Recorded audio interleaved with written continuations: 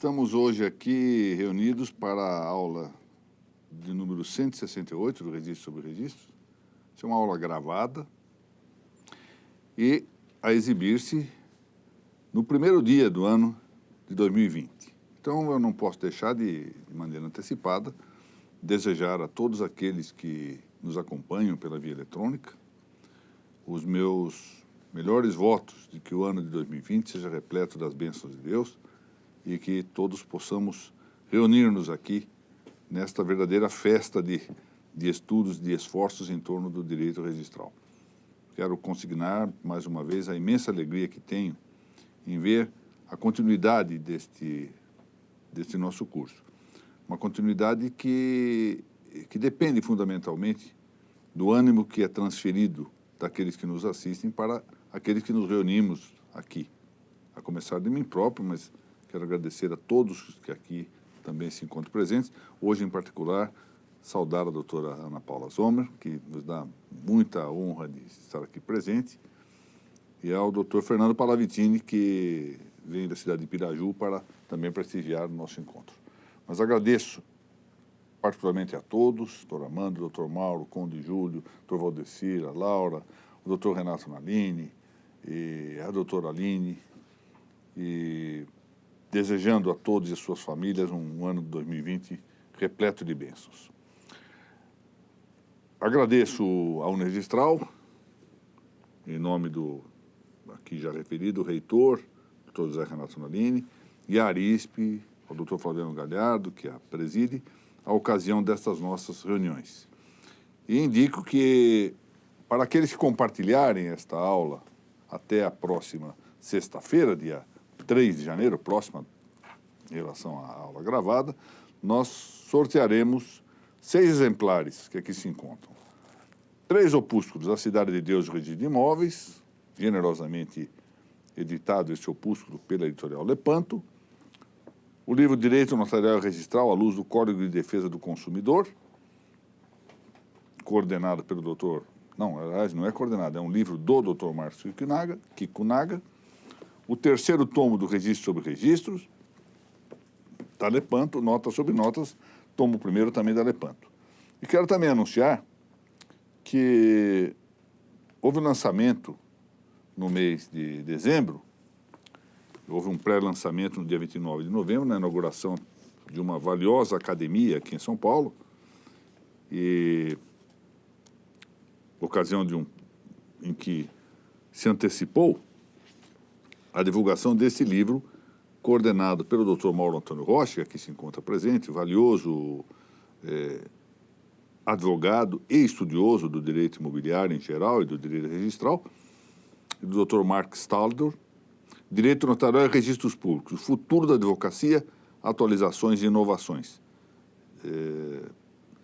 Sai com o selo da prestigiosa editorial Lepanto, mas também da Academia Nacional de Direito Notarial e Registral, Ad Notare. Aí está. Muito bem.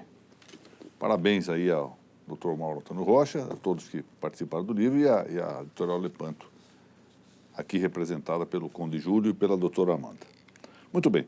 Vamos hoje seguir aqui com o tema número 28 da hipoteca, já quase encerrando o assunto peculiar dessa relação entre registro de imóveis e títulos materiais inscritíveis, que foi o assunto da hipoteca, do qual já estamos tratando há 28 semanas, para se ter uma ideia de como a coisa terminou sendo particularizada.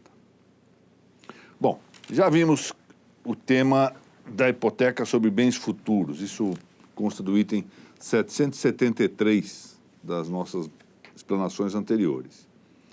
E agora vamos fazer uma concisa, muito concisa referência à hipoteca relativa à obrigação sujeita à condição.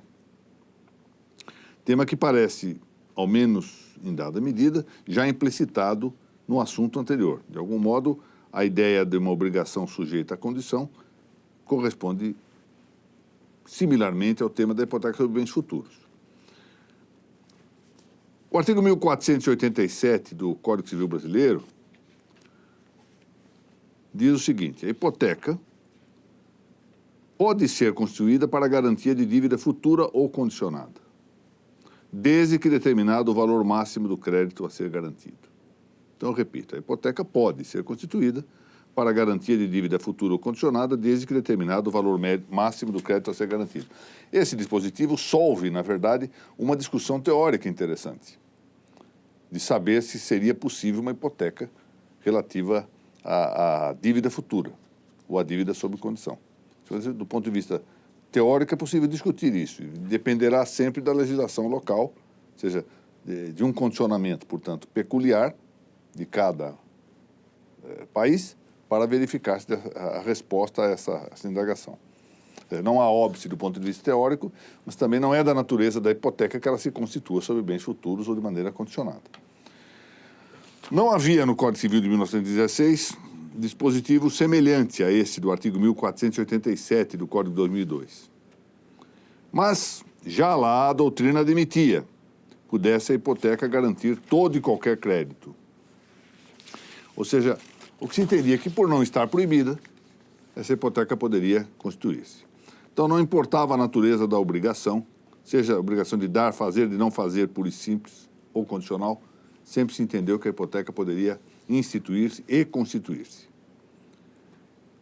Serpa Lopes, grande autor civilista, magistrado, talvez um dos nomes mais eloquentes do direito registral no século passado, apoiando-se expressamente na doutrina desse grande tratadista belga, que foi Henri Depage, diz que o crédito condicional pode ser garantido mediante hipoteca.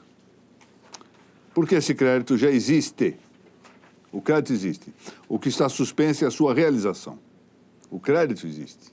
Se vai se realizar ou não, está suspenso. Então, diz ele pode.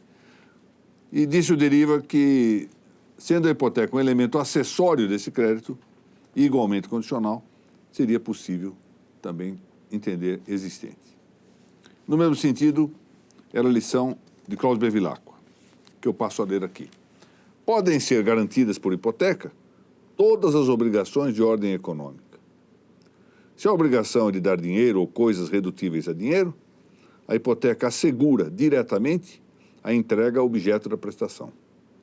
Se a obrigação é de fazer ou de não fazer, ela assegura a indenização por perdas e danos em consequência da inexecução.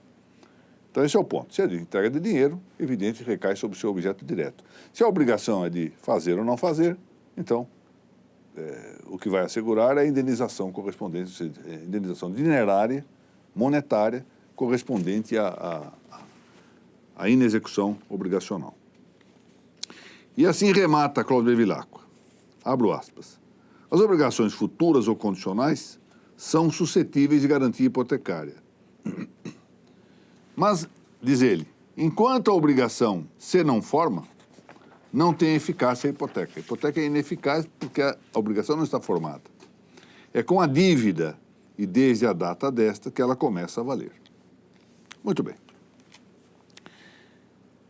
Não se deve perder de vista, entretanto, que até aqui se está versando o tema da hipoteca relativa a uma obrigação condicional, o que não se confunde com o da hipoteca, ela própria submetida à condição, ou seja, garantia condicional. São coisas distintas. Nós podemos ter uma dívida sob condição,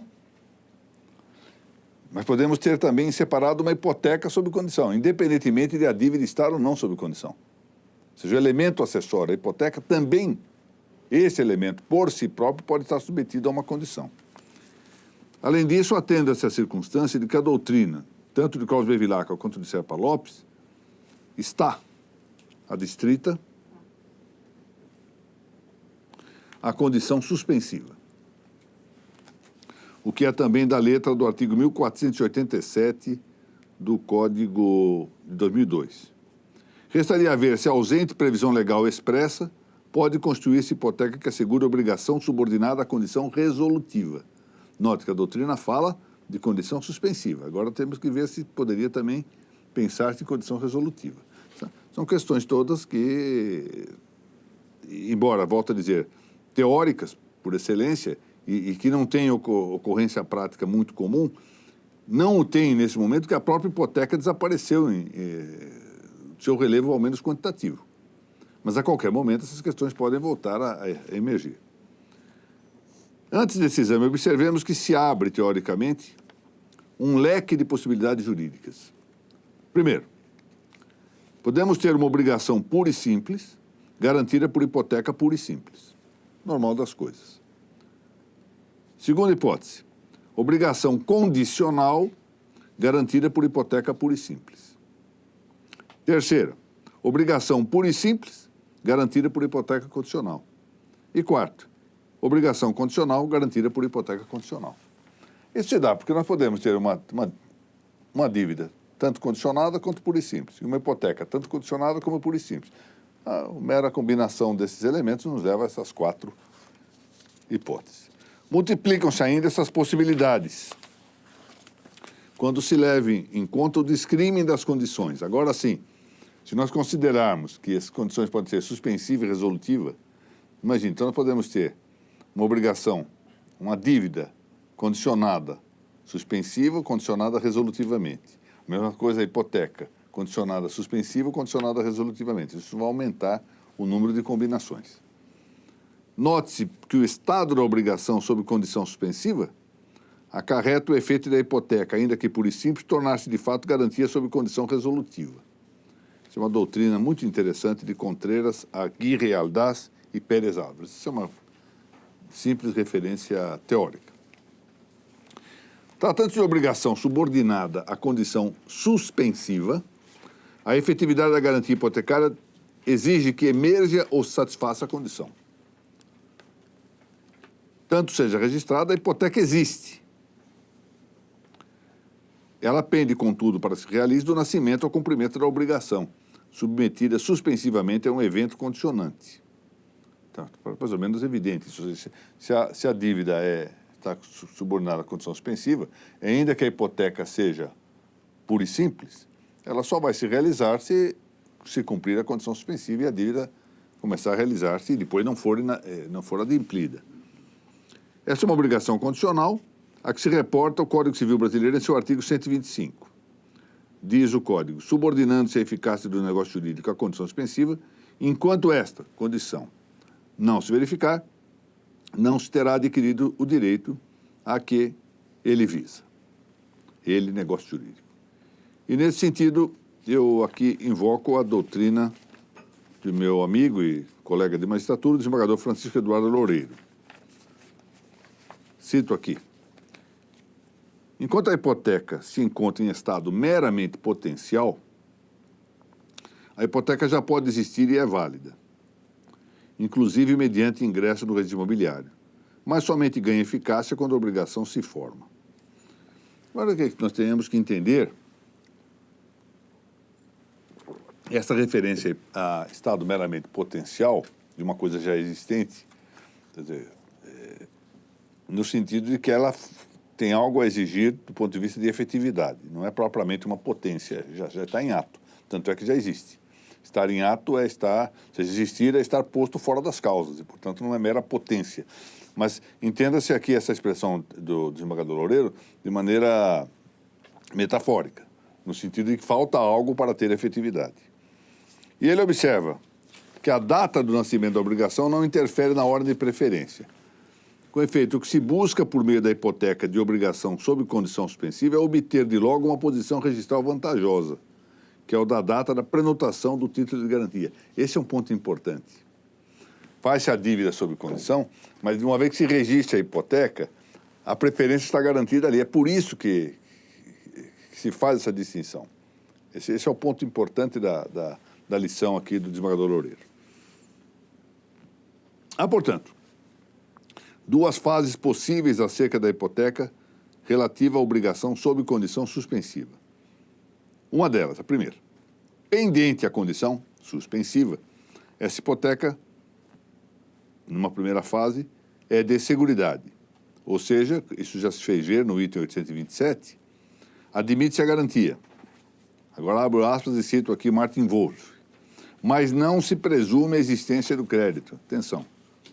A garantia já existe, mas não se pode presumir a existência do crédito, que demanda a prova, exatamente porque está sujeito à condição suspensiva.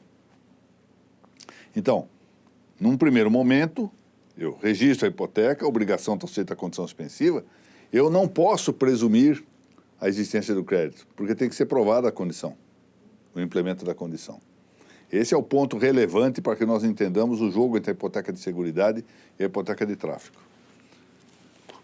Outra fase é que se dá quando verificada a condição suspensiva, conditio existit, passando a hipoteca à classe das garantias de tráfico, hipoteca ordinária. Notem que, se forem ver lá os parágrafos 1º e 2º do artigo 1487 do Código Civil, é isso que está ali dito. A necessidade de prova da realização da hipoteca, da condição. Sublinhe-se, portanto, que o Código Civil indica um requisito indispensável para o registro da hipoteca por dívida condicional. Entretanto, esse é o ponto. Qual é o seu valor máximo? Porque nós temos uma dívida condicional, e vemos uma hipoteca, mas eu tenho que indicar o valor máximo.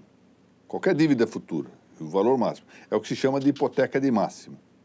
É uma outra expressão que não utilizamos habitualmente no direito brasileiro. A doutrina brasileira praticamente não fala em hipoteca de máximo, que é a expressão, entretanto, muito conhecida no direito tanto espanhol quanto no direito alemão. Fala-se muito em hipoteca de máximo. A hipoteca de máximo é aquela que indica o valor máximo, o valor limite para que o crédito pode responder, deixando de lado, como já vimos em aulas anteriores, o problema da variação nominal, o problema indexatório. E assim está prescrito no caput do artigo 1487. Nós tratamos dessa hipoteca de máximo nos itens 825 e 826 desse nosso conjunto de atividades. A questão, portanto, mais interpelante nesse capítulo é a que se remete à possibilidade da hipoteca que garanta a dívida submetida à condição resolutiva. Tratamos aqui só da suspensiva, agora a resolutiva. A condição resolutiva vem também definida no nosso Código Civil, no artigo 127. Se for resolutiva a condição, enquanto esta condição não se realizar, vigorará o negócio jurídico, podendo exercer-se desde a conclusão deste negócio o direito por ele estabelecido. Muito bem. Não aparenta, de fato, que esteja vedada pelo Código a instituição de garantia hipotecária referente a obrigações sob condição resolutiva. Realmente a lei não parece proibi-la.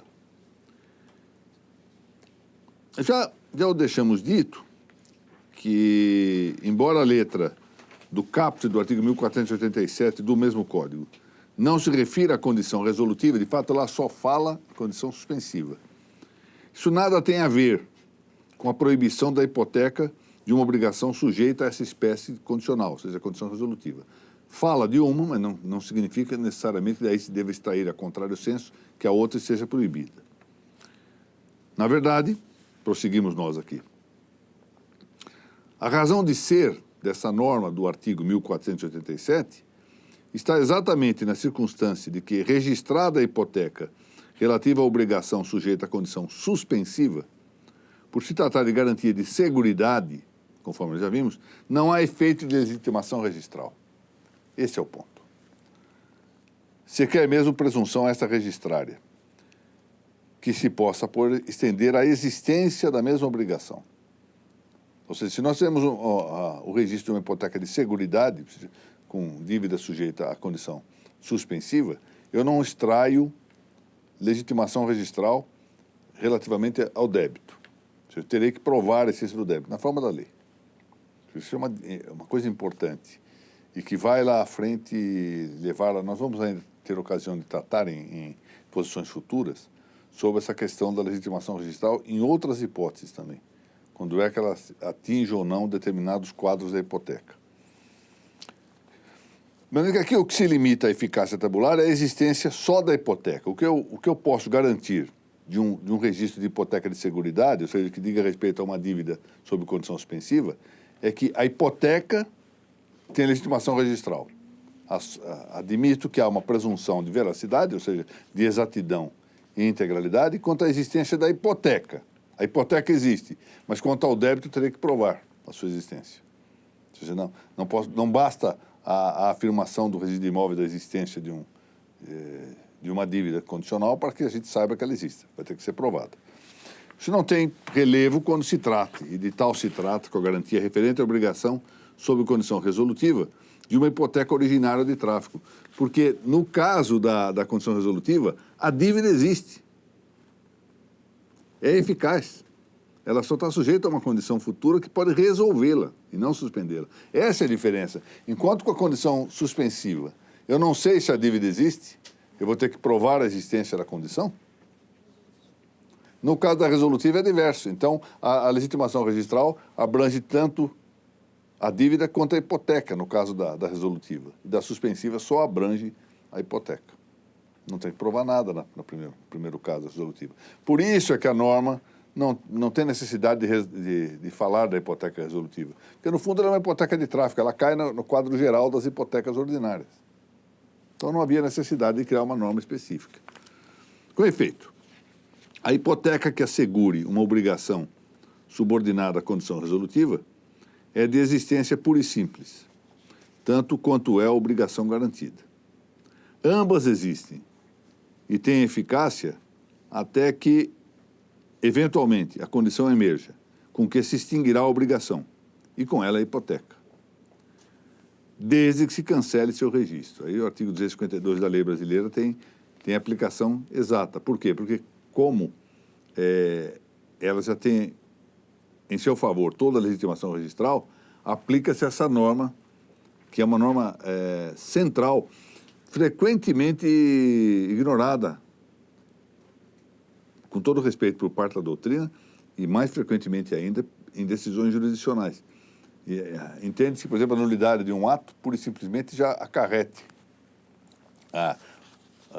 o cancelamento dos efeitos do registro. Quando nós temos essa norma específica, que torna peculiar a presunção relativa registrária, que diz, artigo 252, o registro, enquanto não cancelado, produz todos os efeitos legais, ainda que por outra maneira se prove que o título está desfeito, anulado, extinto ou rescindido. Olha, é interessante. Então, de modo que é preciso que ocorrendo a condição resolutiva, seja este fato levado a registro para o cancelamento da hipoteca. Do contrário, ela continua em vigor. Se, como se viu, são suscetíveis de hipoteca todas as obrigações de caráter econômico, nós já vimos isso, né? Obrigação de fazer, de não fazer, de dar, etc., não se vê motivo para impedir que haja garantia de obrigação submetida à condição resolutiva. Tanto mais, repito, que a lei não indica impedimento algum a esse propósito. Por fim, resta aqui observar que, confirmada que o seja a inviabilidade de cumprirem-se as condições suspensiva e resolutiva, caiba averbar no registro predial a chamada conditio deficit.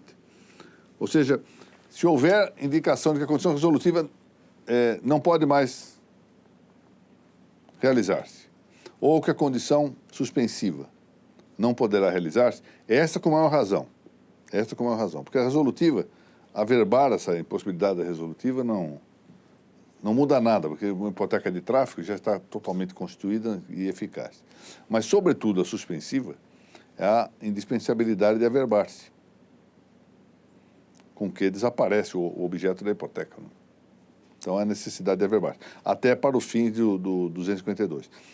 Por que é obrigada? Porque o artigo 169 determina que todos os atos que devam praticar-se no registro, seja de registro stricto sensu, seja de averbação, são obrigatórios. Primeiro ponto.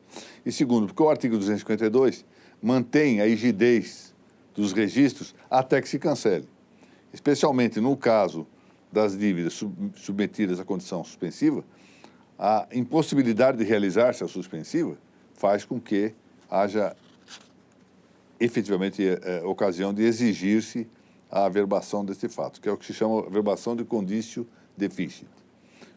Outro problema é saber, não vamos discutir pelo menos agora aqui, qual documento prova isso, qual título se exige, se há necessidade de título judicial, se há necessidade de título judicial sempre, se bastará a declaração de credor e de devedor possível.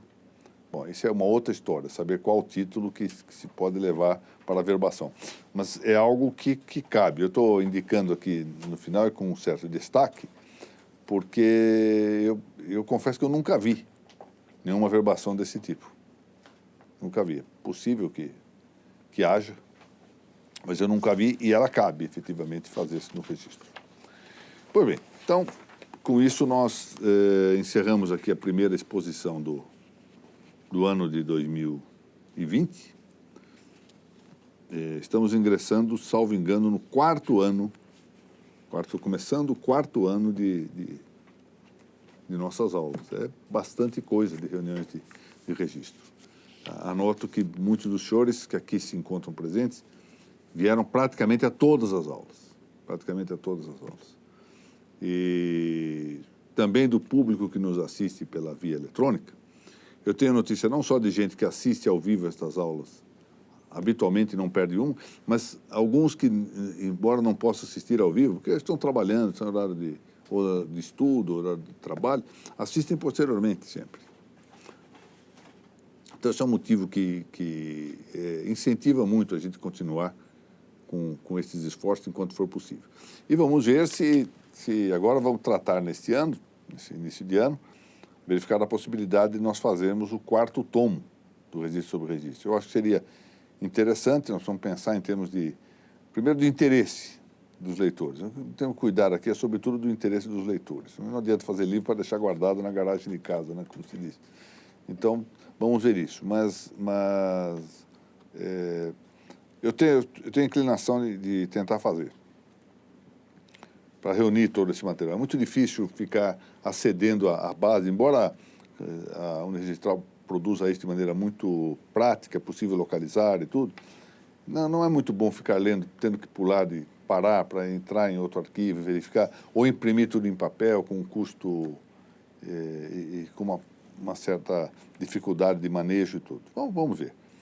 Eu quero, mais uma vez, agradecendo a presença de todos aqui, ao do público que nos assiste pela via eletrônica, ao Dr. Renato Nalini, ao Dr. Fabiano Galhardo, agradecer a oportunidade que nos é aqui concedida para essas reuniões e desejar a todos um feliz ano de 2020 e que Deus a todos nos abençoe.